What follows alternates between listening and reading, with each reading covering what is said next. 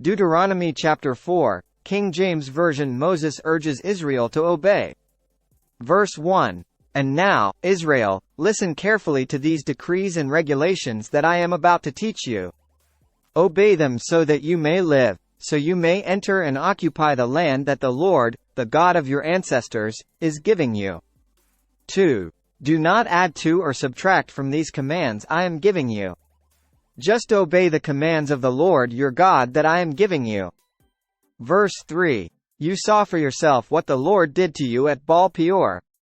There the Lord your God destroyed everyone who had worshipped Baal, the god of Peor. 4.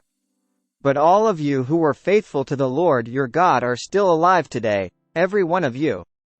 Verse 5. Look, I now teach you these decrees and regulations just as the Lord my God commanded me, so that you may obey them in the land you are about to enter and occupy.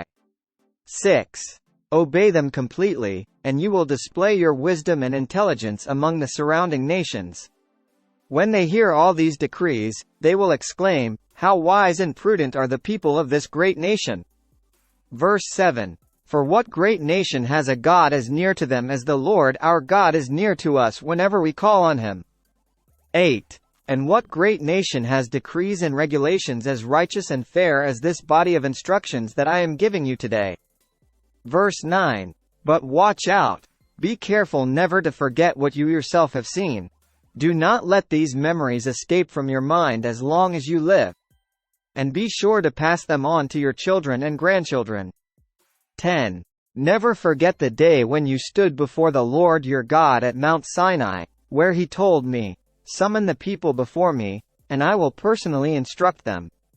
Then they will learn to fear me as long as they live, and they will teach their children to fear me also."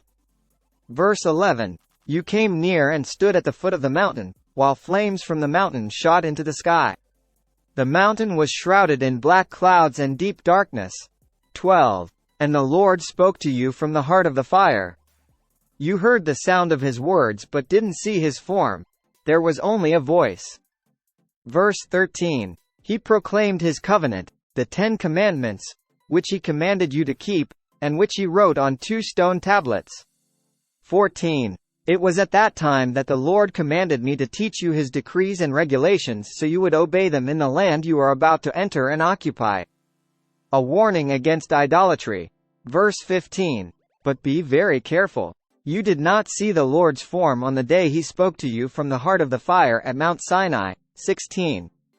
So do not corrupt yourselves by making an idol in any form, whether of a man or a woman. 17. An animal on the ground, a bird in the sky. Verse 18. A small animal that scurries along the ground, or a fish in the deepest sea. 19. And when you look up into the sky and see the sun, moon, and stars, all the forces of heaven, don't be seduced into worshipping them. The Lord your God gave them to all the peoples of the earth. Verse 20. Remember that the Lord rescued you from the iron smelting furnace of Egypt in order to make you his very own people and his special possession, which is what you are today. 21. But the Lord was angry with me because of you. He vowed that I would not cross the Jordan River into the good land the Lord your God is giving you as your special possession. Verse 22. You will cross the Jordan to occupy the land, but I will not. Instead, I will die here on the east side of the river. 23. So be careful not to break the covenant the Lord your God has made with you. Do not make idols of any shape or form, for the Lord your God has forbidden this. Verse 24. The Lord your God is a devouring fire. He is a jealous God. 25. In the future, when you have children and grandchildren and have lived in the land a long time, do not corrupt yourselves by making idols of any kind. This is evil in the sight of the Lord your God and will arouse his anger. Verse 26. Today I call on heaven and earth as witnesses against you. If you break my covenant, you will quickly disappear from the land you are crossing the Jordan to occupy. You will live there only a short time, then you will be utterly destroyed. 27. For the Lord will scatter you among the nations, where only a few of you will survive. Verse 28. There, in a foreign land, you will worship idols made from wood and stone, gods that neither see nor hear nor eat nor smell. 29. But from there you will search again for the Lord your God. And if you search for him with all your heart and soul, you will find him. Verse 30. In the distant future, when you are suffering all these things, you will finally return to the Lord your God and listen to what he tells you. 31. For the Lord your God is a merciful God. He will not abandon you or destroy you or forget the solemn covenant he made with your ancestors. There is only one God. Verse 32. Now search all of history, from the time God created people on the earth until now, and search from one end of the heavens to the other. Has anything as great as this ever been seen or heard before? 33. Has any nation ever heard the voice of God speaking from fire, as you did, and survived?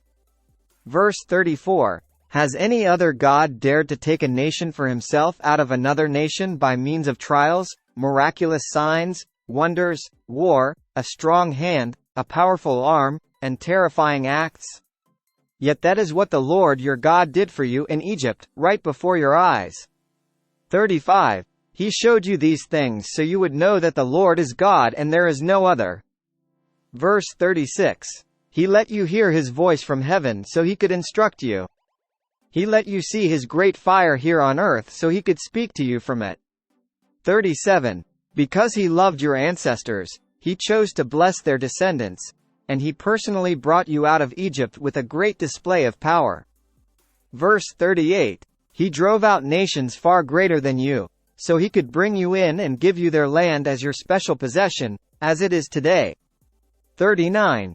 So remember this and keep it firmly in mind. The Lord is God both in heaven and on earth, and there is no other. Verse 40. If you obey all the decrees and commands I am giving you today, all will be well with you and your children. I am giving you these instructions so you will enjoy a long life in the land the Lord your God is giving you for all time. Verse 41. Then Moses set apart 3 cities of refuge east of the Jordan River. 42. Anyone who killed another person unintentionally, without previous hostility, could flee there to live in safety. 43. These were the cities: Bezer on the wilderness plateau for the tribe of Reuben, Ramoth in Gilead for the tribe of Gad, Golan in Bashan for the tribe of Manasseh. Introduction to Moses' second address. Verse 44. This is the body of instruction that Moses presented to the Israelites. 45. These are the laws, decrees, and regulations that Moses gave to the people of Israel when they left Egypt. Verse 46. And as they camped in the valley near Beth Peor east of the Jordan River. This land was formerly occupied by the Amorites under King Sihon, who ruled from Heshbon. But Moses and the Israelites destroyed him and his people when they came up from Egypt. Verse 47. Israel took possession of his land and that of King Og of Bashan, the 2 Amorite kings east of the Jordan. 48. So Israel conquered the entire area from Aroer at the edge of the Arnon Gorge all the way to Mount Sirion, also called Mount Hermon. 49. And they conquered the eastern bank of the Jordan River as far south as the Dead Sea, below the slopes of Pisgah. Join us tomorrow and don't forget to like the post and subscribe to our YouTube channel for more Bible reading.